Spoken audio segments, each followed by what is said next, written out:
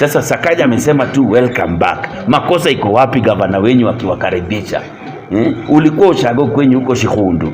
Umeambiwa rudi sasa, wachana na mambo ya sembe. Kuja ukule pilau ya Nairobi. Shida iko wapi? So mimi ni mbunge wa matajiri, maskini, wanyama, watu waliofungwa, watu waliokufa. Lang'ata semeti bado niko na. So mimi ni mbunge wa kila mtu. Ukiona Jalas ndani ya Matatu, Jalas bado unapanda matatu, na ukiona siji nani wapi, kumbe unakulaga kwa kibanda.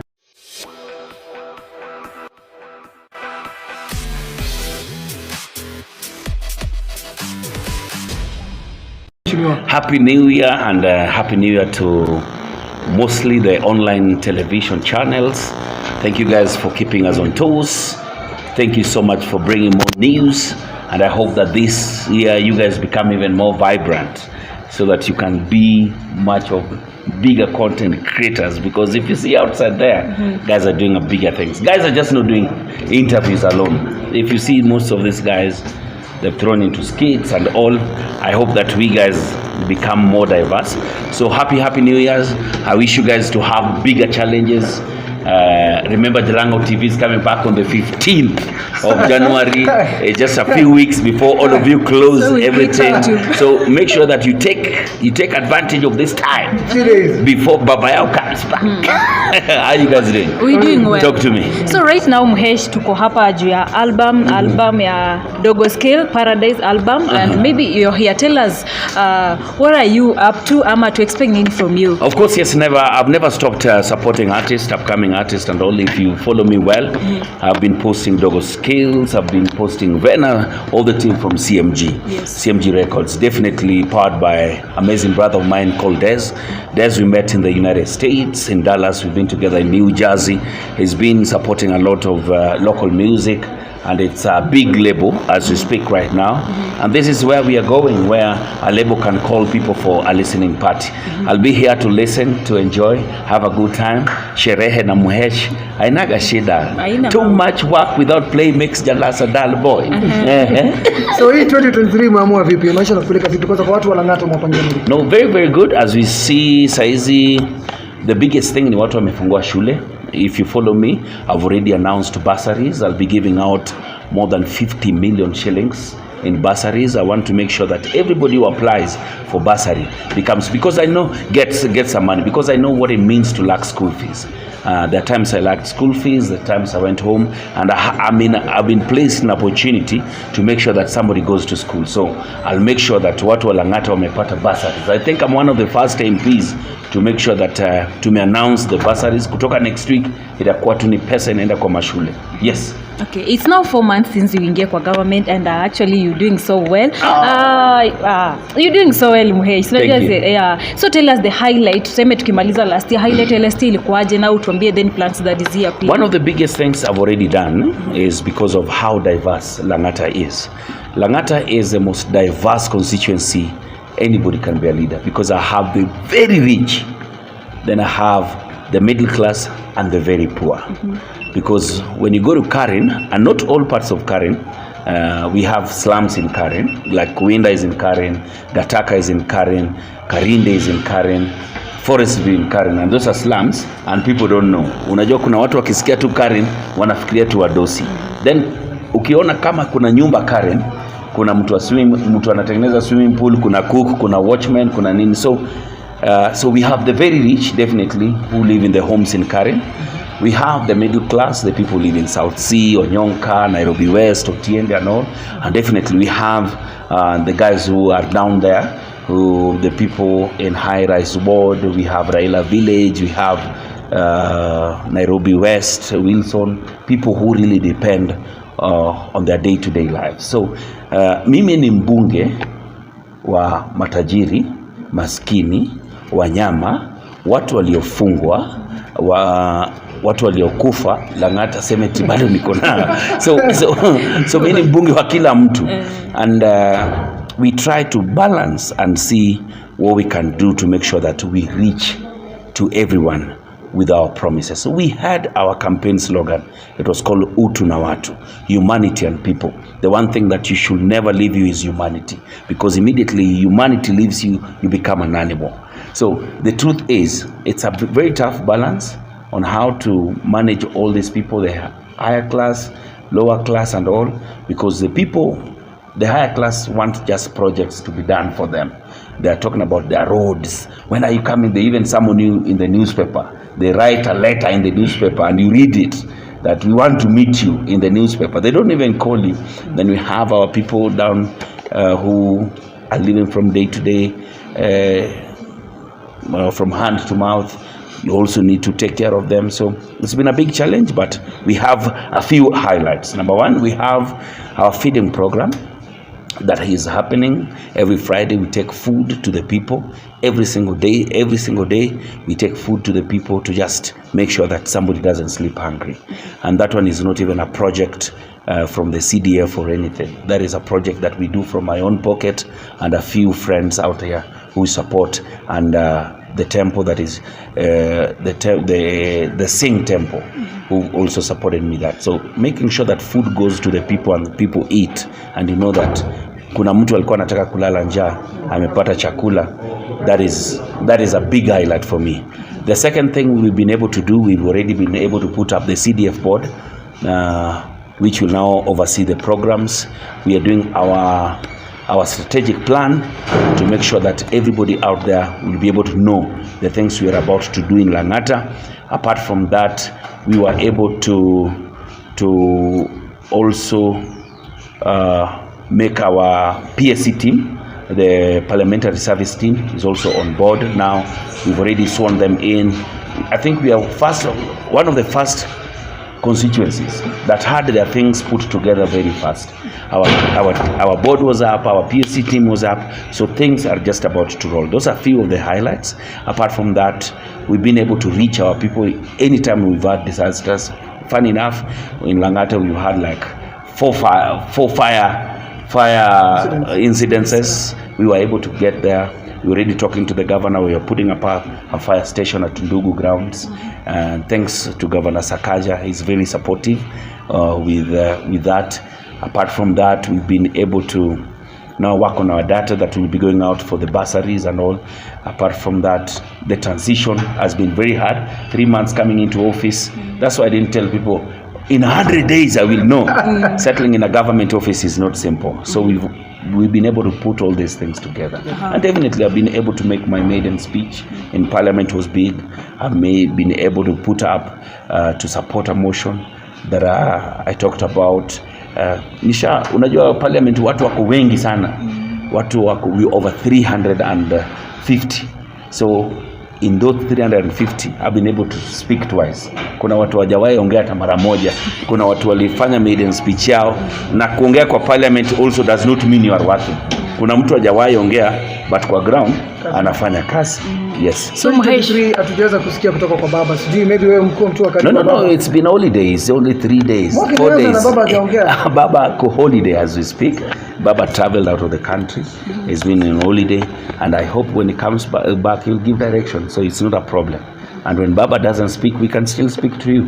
Yes. So Mhesh, we are here purposely to support an artist, and we've had these cases whereby artists are complaining because of our supporters. Wow, these people who are supporting them, they are not paying them. So according to you, what's your view on that? No. Nobody. No artist should start crying here ati supportiwi afanyiwe kazi. Artist wenye wanafanya bidii wanapata kazi. Unaona? Unataka kuniambia Nyashinski ndio venye anajaza hizo stadium zake ni mchezo? Promoters. Okay. Unataka kuniambia Sauti Sol venye wanajaza? Nani venye mashows? Usiwai depend kwa royalties. Royalties, we know very well that it is not working. I hope Daktari Mutua will make a difference in that, and artists will start earning.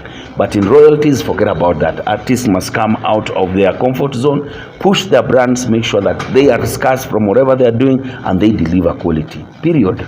Okay, yes. Yesterday His Excellency President William Samoei Ruto aliweza kutoa statement of the net, a state of the nation, na akaweza kusoma mambo mbili tatu. Maybe from the statement ya rais, unaweza rate out of 10 ni ngapi? Alafu maybe what? Of course not rating the statement of the president. You can't sit here and start rating what the president said or not. because I can tell you settling in a government office is not easy. Kama constituency ndio imetusumbua hivyo, you can imagine settling in as a president. Everybody is looking at you, everybody is watching you, and I really think that so far so good. But we are yet to see all the promises that he did put out there, all the plans that he has. He speaks a lot about a lot of plans, and we hope he gets to deliver. I've always told you again and again, all we need is to pray and support our president. That's it. Pray and support your president. If Ruto fails, we all fail. You understand? If Ruto makes it, the whole country will be happy. And that's what we want for everyone out here. We want the president to succeed in leading us. He has a mantle. That's it. Yes. Mheshimiwa, today we received a message on the YouTube cut here 16%. And yet as content creators we know US inatupiga kiboko ya 30%. And now adding 16%, that is 60 or 46%. Do you think it's going to affect the content creators in our... Of course, yes, it's going to affect the content creators because number one, they never knew that you people existed. Now that you people exist and you are creating, it's going to be a very, very difficult time for content creators. We will talk about it. It's a motion that I will push, and either we will take it down or we shall see how we can work together with the government, because the US is already hitting us really hard with how much? Almost 30%. When you put another 16%, that is almost 46% of your total earnings. It will not make sense to a country that is now pegged into the hustler nation. Hii ndio hustle rais. Hii kitu tunaona hapa ndio hustle. Yeah. Vijana, even if we need to pay something for the government, we need to now agree. How can we take it down so that content creation can still go on? Because number one, you people already pay taxes on bundles and all to put it out there on airtime. You people still have to go through all this hassle to make sure that you create this content. You pay a lot to make sure that the content is out there. Putting up a 16% on content creators is something that we will not agree, and I will stand in the middle of in the floor of the house, and I will oppose it, and we will find ways to work around it. Another question, maybe before I leave to the others. We know you went in as an artist from the artist industry to becoming the creative industry, rather, becoming an MP, and so many people are looking up to you in terms of supporting the artists in the nation. And there are so many incidents about people complaining about the payments of the artists and many other things. What are you going to do for people to feel the impact of you being a creative industry? Of course, yes, I give it back to creative industry to making me who I am today. Were it not for the creative industry, people would have not known me, or people would just become another politician. But because now I'm there and I understand what happened. You see, like what Eric Omondi is doing, pushing for 70% play, Kenya music to be played. It's something that so many people in that house might not be knowing. But now that you have an artist in the house, all right, not that we have never had an artist. Now artists will really understand what you people go through. It would be a very big disservice if I didn't stand there for you, didn't protect you, didn't push for you guys. So know very well that in the next 5 years, artists will be well represented in the floor of the house. One question here. Jalas, since you left Kisa, you watch a panel of Ukiona and they are doing something different apart from what you are doing, coming in with different outfits, and most of the people have been supporting the issue. Maybe on your side, are you supporting it or you are against it? Number one, Obina is not me, and Obina can never be me. Obina is himself, and I can never be Obina. So each and every single person have the way they want to put their content up there. And it is always good to try something. If it is working, you never know. That is the one thing that will work with him. And you are talking about it or asking about it because it's already working. It's already working for him. So if that's what makes him kick, why not? wacha vae kama chokora leo, Kesho vae kama Yesu. Nini. It's content. At the end of the day, we are content creators. That's it. Okay. Obina, maybe, Jalang'o, maybe just to add 2 questions. What is happening? What is social questions? One is that your very close friend Jalang'o, Sakaja, amekuwa kwa kiti na still hapo online. Wakenya wengi wanalalamika bado because what people are complaining is that life haijabadilika, wajaona mabadiliko because we're seeing billboards on roads welcoming Kenyans back to Nairobi from holiday. Now, what Kenyans were expecting was tupate barabara inasafishwa maji kwa wingi. Another additional question is that your friend Babu Wino, Honorable Babu Wino, aliweza kusema most of the elected leaders they're stupid. Kama sijakosea, maybe you have to comment on something like that. All right, now number one, Sakaja is already doing very well. Just like I've told you, he's just settling in office. It is barely a month since the CECs were appointed. He just appointed the people in charge of the different departments the other day. They were being sworn in yesterday. Yesterday was the day the CECs were being sworn in, okay? And the chief of staff were being sworn yesterday. So all you see is what Sakaja has been doing without the CECs. And we can't complain. Sakaja is doing very, very well, okay? And we have to agree that, like I've told you, settling in a government office is hard, and so far, so good. Sakaja, keep on. Don't remove your legs from the pedal. You are the governor we chose. You are the governor we elected, and go ahead and deliver for the people of Nairobi. I can easily tell you, see these billboards happening here. He might have even gotten them for free, okay? Eric alikuwa amesema watu wafungiwe nje. Sakaja na akakubali watu waingie. Sasa Sakaja amesema tu welcome back. Makosa iko wapi gavana wenyu akiwakaribisha? Ulikuwa ushago kwenyu huko Shihundu. Umeambiwa rudi sasa, wachana na mambo ya sembe. Kuja ukule pilau ya Nairobi. Shida iko wapi? Umekaribishwa. Kuna mtu bado akili yake iko nyumbani.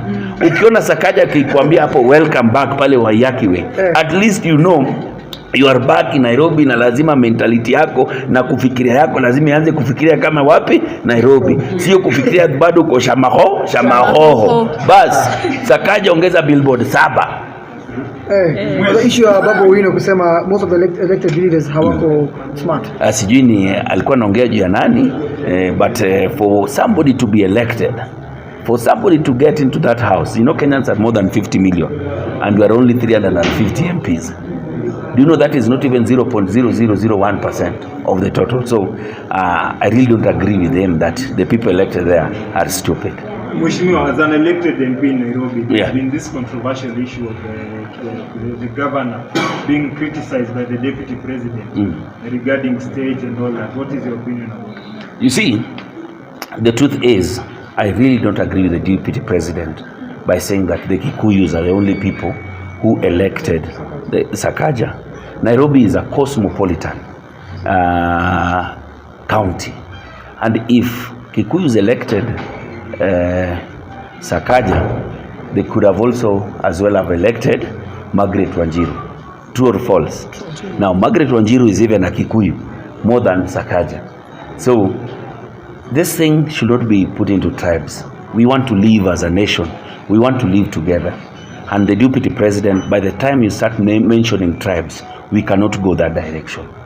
Nairobi is diverse. I'm Luo, you are?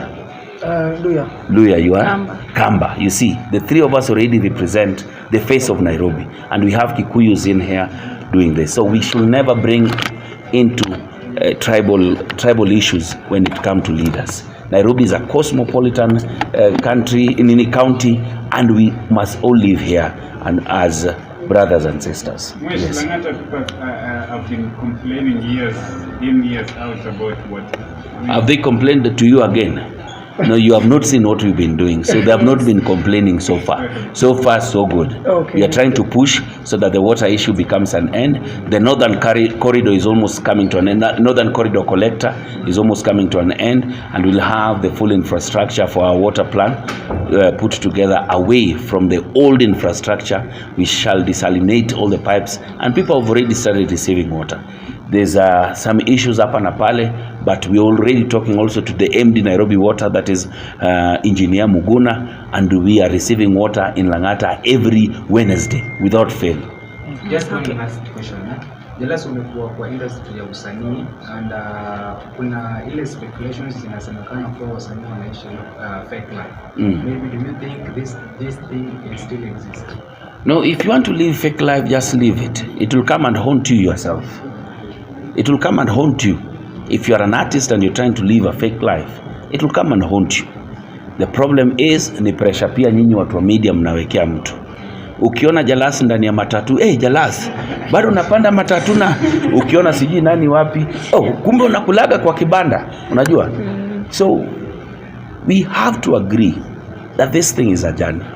An artist who's beginning cannot live the life Jalas is living. Him who's been in the industry more than 20 years. You get what I mean? So we need the people to understand artists. Once you understand where artists are coming from, you see, let's say a comedian, for example, you get on Churchill Live today, people love you. Next week, people love you. The next week, people love you. You're already a celebrity and the whole country knows you. So unaanza kukuwa na pressure.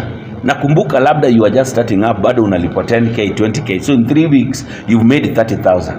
Kenyans expect you now to be in a Range Rover. Yeah. People expect, alafu pressure inaingia, msanii anajinyonga. Akijinyonga, alikuwa naishi fake life. Na ni nyinyi tu mmempush. So understand that art is still not as much as paying as much as it should be. But we are on that journey. We are on that journey. And we just need people to understand what artists go through. We have been there. And we've worked our ass off to make sure that we are here where we are today. And we've also been blessed that now I'm the MP of Lang'ata. I'll also fight for the artists. Maybe finally, we lost one of the legends. Yes. The other day. Maybe your words to the family and the fans. Wow. God rest his soul in peace. Gibson, a friend, a brother, and a colleague in the industry. It is so sad that he succumbed to the cancer. One day, I believe cancer will also die. But to the family, myself, the people of Lang'ata, stand with you at this very difficult time. There's very little we can say. We did our support when you were sick.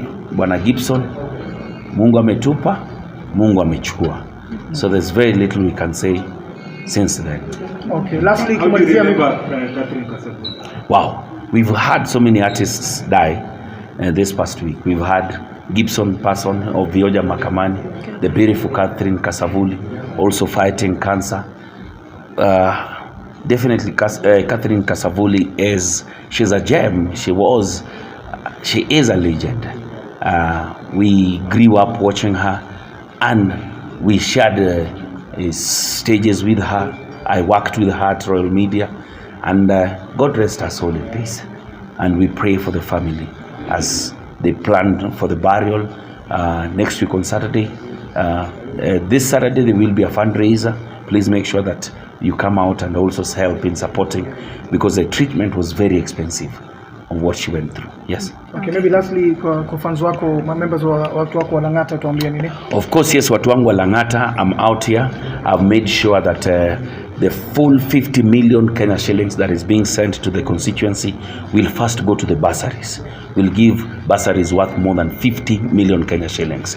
This means there will be an extra more than 10 million from what my predecessor and my friend Honorable Korir was giving. So because we've also been added more money through the CDF, the NG CDF. So bursaries is the first thing that we are going to do. I have proposals. We have 6 roads that have already been allocated to me by Kera, running to more than 82 million Kenya shillings. The tenders were opened today. They will start working. We are working on Onyonka 1 and 2. We are finishing Park 2. We are finishing Akiba. We also coming to Nairobi West. I have 6 roads that I have to do in this first financial year. I have another 26 that the CS Murkomen has added us. So roads, that one will be working through. Then the biggest thing that is also coming through, we are putting up the community kitchen where we'll be doing food for education. We've partnered with the team from Food for Education to make sure that the children in school can eat in school every single day.